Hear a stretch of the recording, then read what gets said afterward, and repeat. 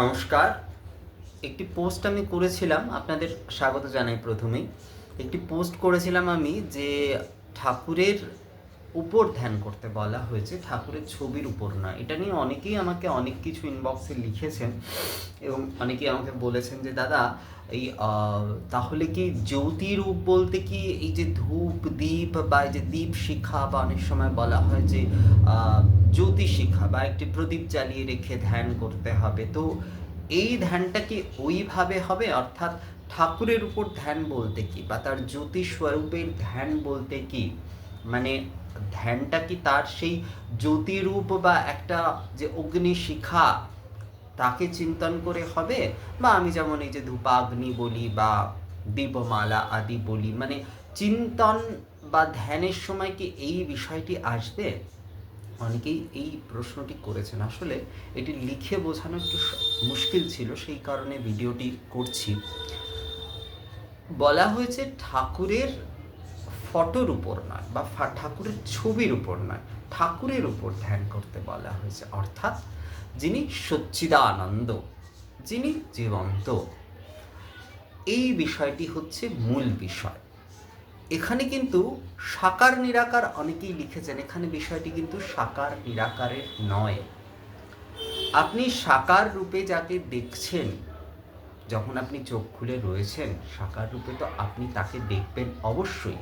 আপনার যিনি ইষ্ট, আপনার ইষ্টের যে রূপ, আপনি তো সেটিই দেখবেন সাকার রূপে, এতে তো কিছু সমস্যা নেই। ওই সাকার রূপও জ্যোতির্ময় রূপ, এই বিষয়টি হচ্ছে কিন্তু চিন্তন করতে হবে। মূল বিষয় হচ্ছে কিন্তু চিন্তন করতে হবে এইটা।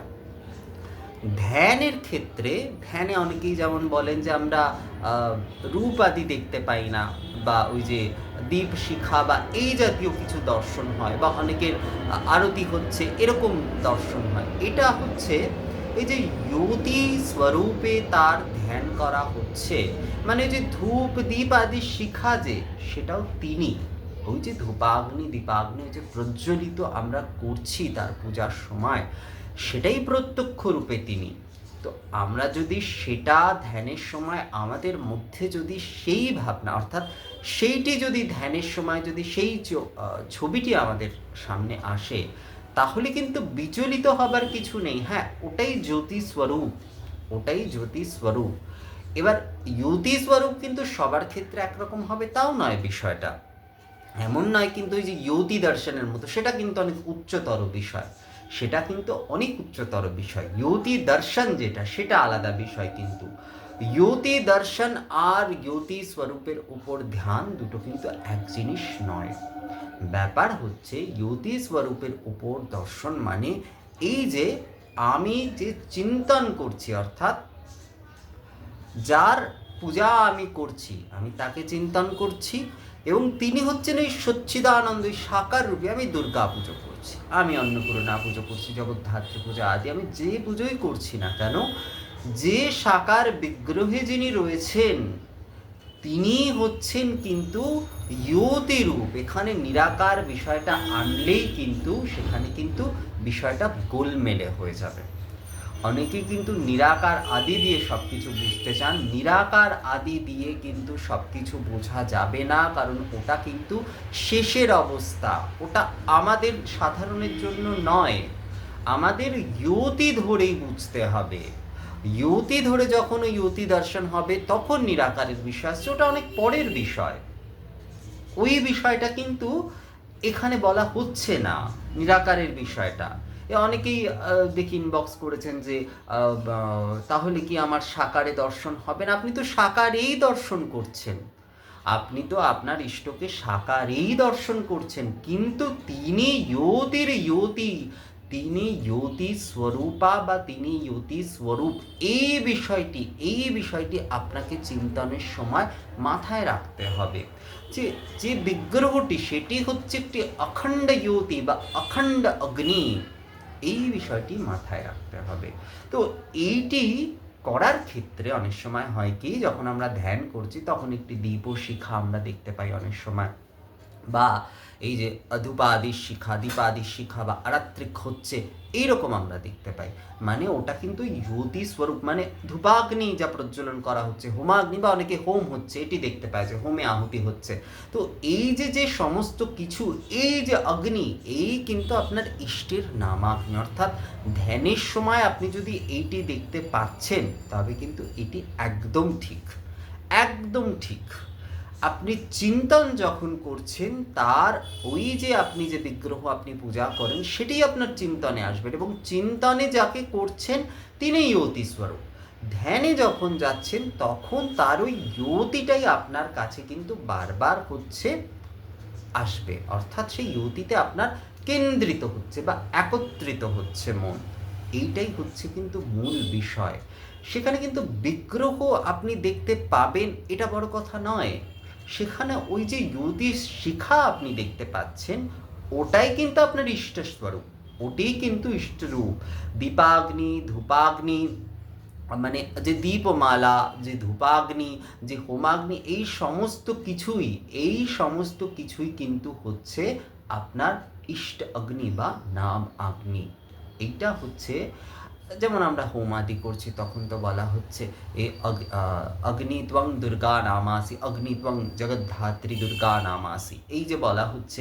তো এই অগ্নিটাই আপনি যখন দেখতে পাচ্ছেন ধ্যানে, সেটা আপনার ইষ্ট অগ্নি।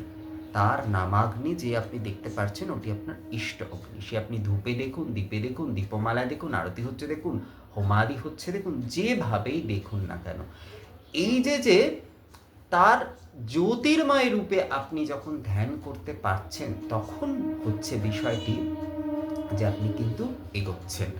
যে কারণে ধ্যান যারা প্রথম করতে যান, তাদের বলা হয় একটি দীপ প্রজ্বলন করে রাখতে, বা মোমবাতিটা আসলে ঠিক নয়।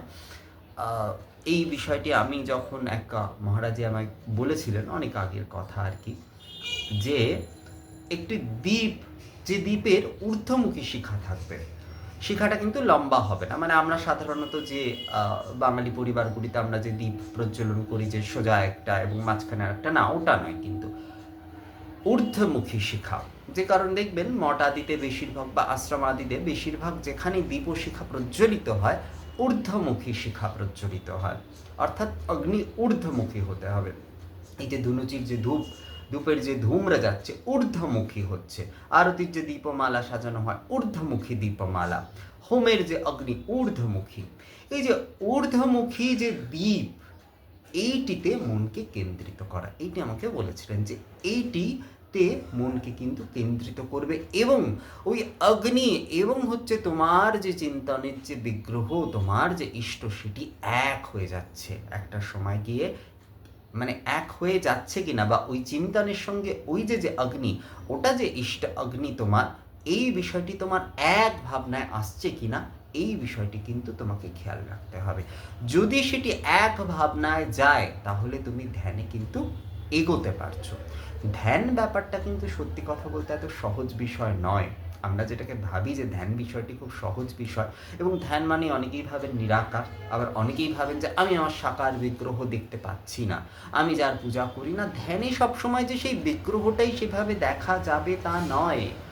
ধ্যানে এইরকম এই যে জ্যোতি শিখা আদি, এগুলোই দেখা যাবে মূলত, কিন্তু যার চিন্তন আমি করছি তিনি জ্যোতি স্বরূপ, অর্থাৎ আমি দেবী দুর্গা রূপে আমি তাকে চিন্তন করছি, তিনি জ্যোতি স্বরূপ।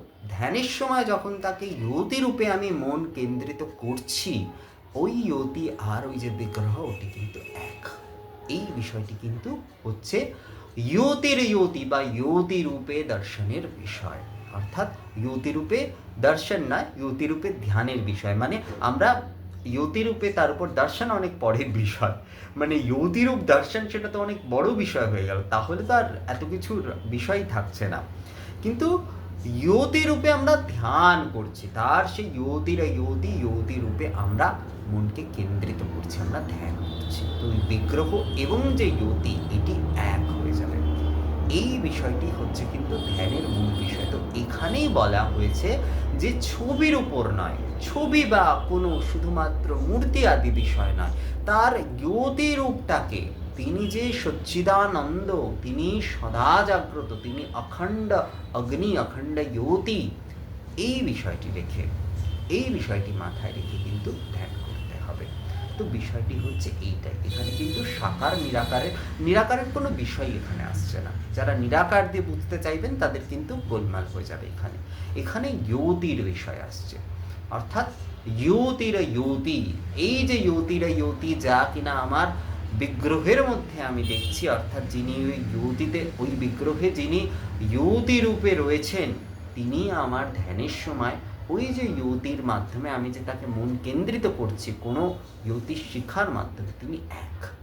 এই বিষয়টি, এইটি হচ্ছে ধ্যানের বিষয়। ধ্যানের বিষয় হচ্ছে এইটি। ছবি বা শুধুমাত্র মূর্তির উপর ধ্যান কেন্দ্রিত হয় না। ধ্যান এইভাবে, যার জন্য বেশিরভাগই আমরা ধ্যান করতে পারি না। তার কারণ কি? ধ্যানে আমরা কোনো ছবি দেখতে চাই। ধ্যানে কিন্তু ছবি দেখাটা ধ্যানে অগ্রসর হওয়ার পদ্ধতি নয়। ধ্যানে কিন্তু জ্যোতি রূপেই তাকে ধ্যান করতে হবে। বিষয়টা এটাই। তো আশা করি বিষয়টি বোঝাতে পেরেছি আমার এই স্বল্প জ্ঞানের মাধ্যমে, কারণ এগুলো তো আমারও যে খুব বড় বিষয় ভাবে আমি বোঝাতে পারবো, বা আমিও এই জিনিসগুলো নেহাতি শিখছি মাত্র, বা শিখেছি মাত্র, বা জেনেছি মাত্র, তো সেইটুকুই আপনাদের বলতে চেষ্টা করলাম। আশা করি বিষয়টি আপনাদের কাছে কিছুটা হলেও স্পষ্ট হয়েছে।